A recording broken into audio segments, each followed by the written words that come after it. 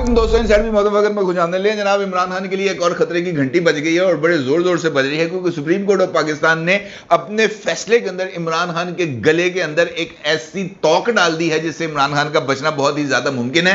क्योंकि दो जुमले इस फैसले के अंदर ऐसे लिख दिए गए हैं जिसने बहुत ही ज्यादा संगीन सूरत हाल करार दे दी है। क्योंकि ये बात फैसले के अंदर बड़े वाज़ेह अंदाज में लिखी गई है कि गैर आईनी तौर पर असम्बली की तहलील गद्दारी है। ठीक है जी। इस बात का क्या मतलब है कि इमरान खान की तरफ से 3 मरतबा, कमोबेश 3 मरतबा गद्दारी के इकदामात किए गए, खास तौर पर नेशनल असम्बली की तहलील और उसके बाद पंजाब और खैबर पख्तूनख्वा असम्बली की तहलील। इस बात का मतलब यह है मेरी नज़र में कि ये जो असम्बलियों की तहलील का मामला है, ये कोई एक मरतबा फिर कुछ जिंदा होने के चक्कर पैदा हो गए हैं, और ये अगर चक्कर पैदा हो जाते हैं तो फिर इसको किसी भी सूरत में रोकना बहुत ही ज्यादा मुश्किल हो जाता है। सुप्रीम कोर्ट ऑफ पाकिस्तान ने अगर से ये जो 90 दिन में इंतखाबात का मामला है, इससे अपने आप को अलग तो किया है, किसी एक आईनी प्रोविजन को छेड़े बगैर फरीकैन की रजामंदी से फैसला तहरीर किया है। और फैसले के अंदर भी इस बात को वाज़ेह तौर पर मेंशन किया गया है कि जनाब फरीकैन की रजामंदी के बाद इंतखाबात की तारीख 8 फरवरी को तय किया जाता है। इसके अंदर किसी तरह की कोई तब्दीली नहीं होगी। और हुक्मनामा जो सुप्रीम कोर्ट ऑफ पाकिस्तान की तरफ से जारी किया गया है, उसमें यह बात वाज़ेह तौर पर लिखी गई है। अगर मैं ये कहूं कि एक जानिब अगर इमरान खान के लिए मुश्किल पैदा हुई है और असम्बलियों की तहलील के मामले को एक मरतबा फिर जिंदा किया जा रहा है, तो दूसरी जानिब सदर पाकिस्तान और इलेक्शन कमीशन ऑफिस के लिए भी इस फैसले में आइन की खिलाफ वर्जी के इल्जाम के तहत कार्रवाई की गुंजाइश को रखा गया है, उसको किसी भी सूरत नजरअंदाज नहीं किया गया। इस फैसले के अंदर हुक्मनामे का आगाज ही इन अल्फाज के तहत होता है कि आईनी ऑफिस रखने वाला और आईनी इदारा बशमूल इलेक्शन कमीशन और सदर आइन के पाबंद हैं, आइन की खिलाफ वर्जी के संगीन नताइज होते हैं, आइन पर अमल दरामद इख्तियारी नहीं, यानी आप जब आपकी मर्जी हो आप आइन पर अमल दरामद कर लें, जब आपकी मर्जी ना हो आप आइन को नजरअंदाज कर दें। सदर ममलिकत और इलेक्शन कमीशन की वजह से यह मामला गैर जरूरी तौर पर सुप्रीम कोर्ट ऑफ पाकिस्तान आया। अगर सदर पाकिस्तान अपनी आइनी जिम्मेदारियों को पूरा करते, अगर इलेक्शन कमीशन ऑफ पाकिस्तान अपनी आइनी जिम्मेदारियों को पूरा करता, इंतखाबात की तारीख का ऐलान कर दिया जाता, तो यह गैर जरूरी तौर पर हाइप और हिजान क्रिएट ना होता। सुप्रीम कोर्ट ऑफ पाकिस्तान ने अपने इस फैसले के अंदर इस मामले का संगीन तरीन नोटिस लिया है। हुक्मनामे में इस बात को भी लिखा गया है कि कौमी असम्बली की तहलील के बाद सदर और इलेक्शन कमीशन के माबैन इख्तलाफ हुआ। चारों सूबाई एडवोकेट जनरल्स ने हुक्मनामे पर कोई एतराज नहीं किया। सदर ने खत में लिखा कि इलेक्शन कमीशन सूबाई हुकूमतों से मुशावरत करके तारीख का ऐलान करे। इस खत पर इलेक्शन कमीशन की जानिब से कोई जवाब नहीं दिया गया। सुप्रीम कोर्ट का तारीख देने के मामले पर कोई किरदार नहीं। सदर ममलिकत आला ओहदा है, लेकिन हैरत है सदर ममलिकत इस नतीजे पर कैसे पहुंचे कि तारीख देना जो है वो उनका इख्तियार नहीं है। सदर ममलिकत को अगर राय चाहिए थी तो आर्टिकल 186 के तहत सुप्रीम कोर्ट ऑफ पाकिस्तान से राय ले सकते थे। सदर साहब के ऊपर बहुत बड़ा बोझ आता चला जा रहा है। ये मामला सदर साहब के लिए इससे निकलना बहुत ज्यादा आसान नहीं है। अलबत्ता हुक्मनामे में खास तौर पर कुछ बातें हैं जो लिखी गई हैं, और खास तौर पर इंतखाबात के हवाले से यह बात लिखी गई है इस ऑर्डर में कि इंतखाबात के लिए साजगार माहौल हर शहरी का बुनियादी हक है। यह जिम्मेदारी उन पर आयद होती है जिन्होंने यह हल्फ उठा रखा है कि वो ये जो हक है उन तक प्रोवाइड भी करेंगे और उनके जानो माल की, यानी शहरियों के जानो माल की हिफाजत भी करेंगे। चीफ इलेक्शन कमिश्नर, मेंबरान और सदर ममलिकत हल्फ लेते हैं। अवाम को सदर ममलिकत या इलेक्शन कमीशन आइन की अमलदारी से दूर नहीं रख सकते। हादसाती तौर पर पाकिस्तान की तारीख में 15 साल आइनी अमलदारी का सवाल आया। इलेक्शन कमीशन इंतखाबात की तारीख मुकर्रर करने का नोटिफिकेशन अदालत में पेश करती है। अब वक्त आ गया है कि हम ना सिर्फ आइन पर अमल करें बल्कि मुल्की आइनी तारीख को देखें। आइनी खिलाफ वर्जी का खमियाजा मुल्की इदारों और अवाम को भुगतना पड़ता है। सुप्रीम कोर्ट ऑफ पाकिस्तान की तरफ से बड़े शदीद तरीन रिमार्क्स आए हैं, और फिर उसके बाद वो चीज़ आती है जो इमरान खान के लिए जहर कातिल है, और उसकी भी कुछ वजूहात है जो मैं आपको आगे चल के बताऊंगा। फैसले के अंदर ये बात लिखी गई है कि अदालतों को ऐसे मामलात में जल्द फैसला करना पड़ता है।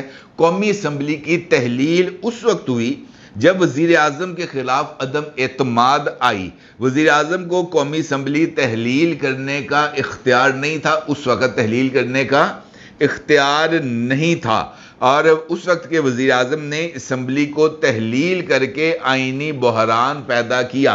गैर आइनी तौर पर असम्बली की तहलील गद्दारी है, ये ऑर्डर्स के अंदर ये बात लिखी गई।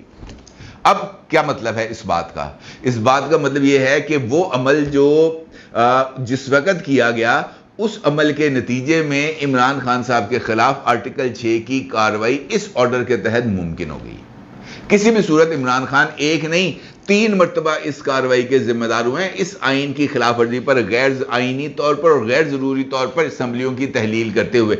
इसका मतलब यह है कि इस मामले ने भी जिंदा होना है, और इस बात का मतलब यह है कि अब पंजाब और खैबर पख्तूनख्वा की असम्बलियों की तहलील के मामले ने भी एक मरतबा फिर जो है मौजूए बहस बनना है, क्योंकि जिन हालात में इन असम्बलियों को तहलील किया गया, जिस तरीके से पंजाब और खैबर पख्तूनख्वा के वज़राए आला ने उस वक़्त असम्बलियों की तहलील के फैसले पर एतराज़ात किए और किस तरीके से इमरान खान ने उनके फैसलों को वीटो किया, ये कोई ढकी छुपी बात नहीं है।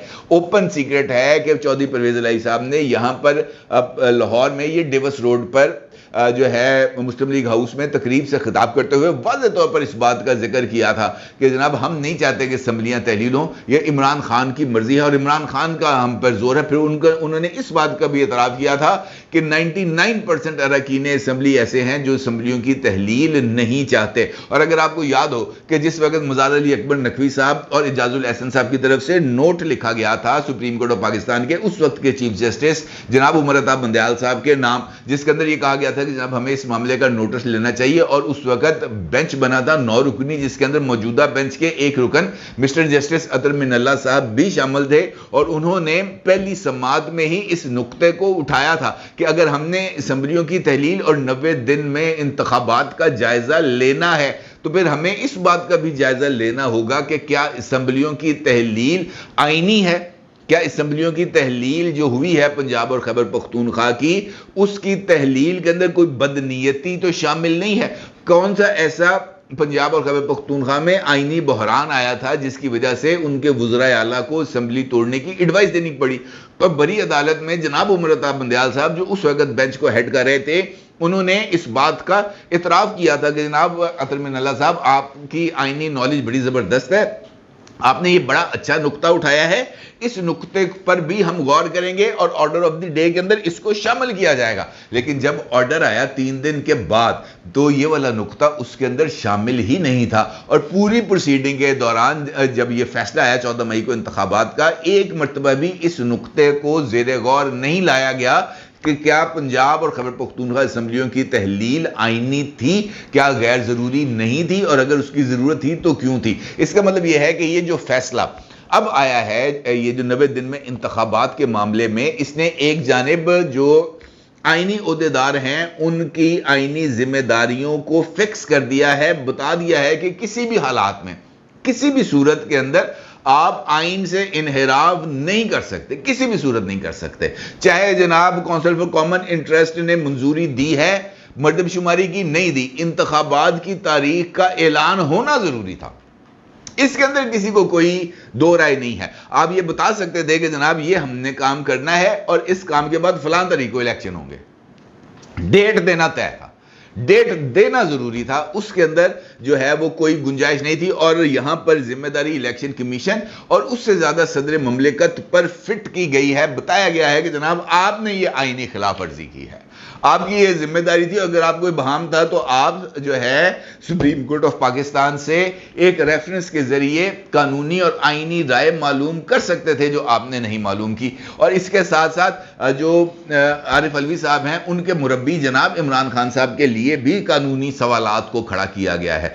यह सवाल पैदा हुआ है कि जिस वक्त इमरान खान के खिलाफ जो vote of no confidence motion move की गई थी और उसके लिए इमरान खान साहब वोटिंग से कतरा रहे थे, और जिस वक्त कासिम सूरी ने एक गैर आईनी जिसको जो है अबव दी कॉन्स्टिट्यूशन करार देकर उनकी रूलिंग को मुस्तरद किया है सुप्रीम कोर्ट, इसका मतलब यह गैर आईनी थी। वो रूलिंग दी और उस रूलिंग के फौरी बाद जो है वो इमरान खान ने असेंबली की तहलील की एडवाइस दी और 3 मिनट के अंदर अंदर आरिफ अलवी साहब ने उस एडवाइस को अप्रूव भी कर दिया। इसका मतलब यह है कि उस आईनी खिलाफ वर्जी में भी आरिफ अलवी साहब इमरान खान के हमरकाब थे। इसका मतलब यह है कि इस ऑर्डर में इस बात का वाज़ेह तौर पर जिक्र कर दिया गया है कि वोट ऑफ नो कॉन्फिडेंस हो जाए तो फिर उसके बाद किसी भी तरीके से असेंबली को तहलील नहीं किया जा सकता उस वक्त तक जब तक वोट ऑफ नो कॉन्फिडेंस का फैसला ना हो जाए, और अगर आपके हक में हो गई है तब आप चाहें तो आप असेंबली को तहलील कर सकते हैं, ये कहते हुए कि जनाब अब हमें नया मैंडेट चाहिए। अदरवाइज इस बात की भी कोई गुंजाइश नहीं है, कतन कोई गुंजाइश नहीं है। अब ये जो फैसला है इसने मेरी नजर के अंदर यही दो बुनियादी सवालात पैदा कर दिए हैं, सुप्रीमेसी ऑफ द कॉन्स्टिट्यूशन और असेंबलियों की तहलील, डिसोल्यूशन ऑफ द असेंबलीज। इनके ऊपर अब कानूनी बहस का आगाज होगा और अगर कोई सरफिरा इसी फैसले को लेकर इमरान खान के या पंजाब और खैबर पख्तूनख्वा की असेंबलियों के मामले को लेकर चला जाता है सुप्रीम कोर्ट ऑफ पाकिस्तान, तो फिर आप यकीन जाने कि इमरान खान, परवेज इलाही, महमूद खान और आरिफ अलवी, इन सब के लिए बहुत ही ज़्यादा संगीन सूरत हाल का पैदा होना तय है। क्योंकि गद्दारी का अगर चीज़ तय कर दी गई है और ये बात लिख दी गई है कि जनाब ये इस तरह की सूरत हाल है कि जनाब असेंबलियों की तहलील गद्दारी है, तो फिर उस गद्दारी के तहत जो मुकदमा है वो भी बहुत ही ज़्यादा संगीन नौयत का है और उस मुकदमे की सज़ा भी बहुत ही ज़्यादा संगीन नौयत की है, यानी मौत। अपनी राय को ज़रूर इज़हार कीजिएगा। आपका बहुत शुक्रिया। अल्लाह हाफ़िज़।